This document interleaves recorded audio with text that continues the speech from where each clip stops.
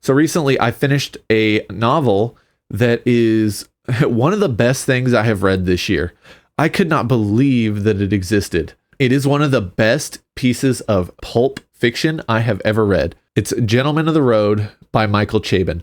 This book is just a beautiful homage to the pulp historicals. And I mean, Michael Chabon is a Pulitzer Prize winner. So what you end up getting is this perfect melding of everything he is known for. And it just explodes off the page as a beautiful homage to the pulp historicals of like the 20s and 30s. Like Michael Chabon himself said he went back and read like Fritz Leiber and Dumas and stuff like that to kind of get this idea of what he wanted to put onto the page. Now, I think this book is absolutely amazing. And then I made the mistake of getting onto Goodreads and seeing that 60 or 70% of the people that read it thought it was like 3 stars or worse. I didn't get it. We'll go into that in a little while. But for now, I just want to sell you on this book and give you a brief overview. So I found out about this book when I was looking for more picaresque novels. The first comment I saw that sold me on it was, "It is Fafhrd and the Grey Mouser, but Jewish." And I was like, wait, what? Like, really? And then I started digging into it, and Michael Chabon himself, as I mentioned,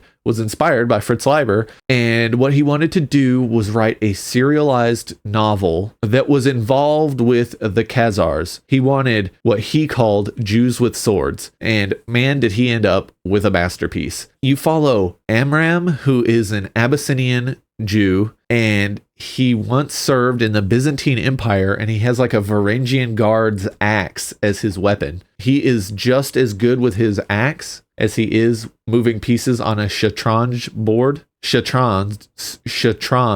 Wow, I can't say that word. It's basically the precursor to chess. And we have his companion, Seligman, and he is a Frankish Jew who comes from a long line of physicians, and both of them have like these deep set traumas from earlier in their lives, and they've kind of bonded over those losses that they felt. I don't want to give them away. The way Chabon writes them in the novel is amazing. The characters are just so good. The story starts off in the most generic way possible, and it's just perfect. They start off in a caravanserai drinking, and it's basically the, will you find yourselves in a tavern type of adventure story. Like, this reads a lot like a really fun D&D adventure.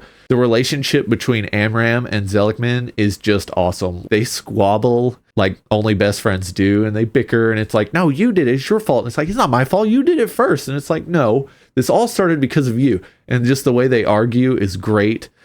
There's an early fight scene. It reads like they were fighting and just overplaying everything. Like, he wrote it just so over the top. It reads almost like an anime fight scene mixed with like a pulp story. It's so good. And I mean, from start to finish, it's just so beautifully written. And also, the book is illustrated. There's a lot of wonderful pulp era illustrations in there. And the book is just such a fun adventure from start to finish. One of the nice things about this is not only is it a beautiful homage to the pulp historical genre, it's got a modern twist to it. There is this one very heartfelt scene because Seligman comes from a long line of physicians. He heals anyone that needs it when the fight's over. Basically, they've won or whatever, then he's treating people. And there's this beautiful quote that I want to read real quick.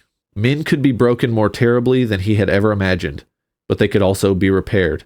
Hope was a powerful cordial." It's like, wait, what? He's so good at writing these incredibly heartfelt moments and these funny moments and these beautiful action scenes. I mean, it really felt like I was in Western Azerbaijan in the 900s AD. It's just so cool. I highly recommend this book to anyone. And now, I just want to gripe a little about the reviews on Goodreads. Almost every single 2-star or 1-star review is something along the lines of, well, I really like his other work, but I just don't get this. And the worst part is all of those reviews are written in a way where the people writing them want you to know that they're better than you. And I'm like, seriously? It's like, did you just use verily unironically? Like, are you kidding me? It just really grinds my gears when a wonderful writer like this goes out of his way to make a beautiful homage to fiction that he loves. And the basic litfic reader is just like, ew, this is terrible. Why are these people having adventures and enjoying themselves? And it's just like, come on, man.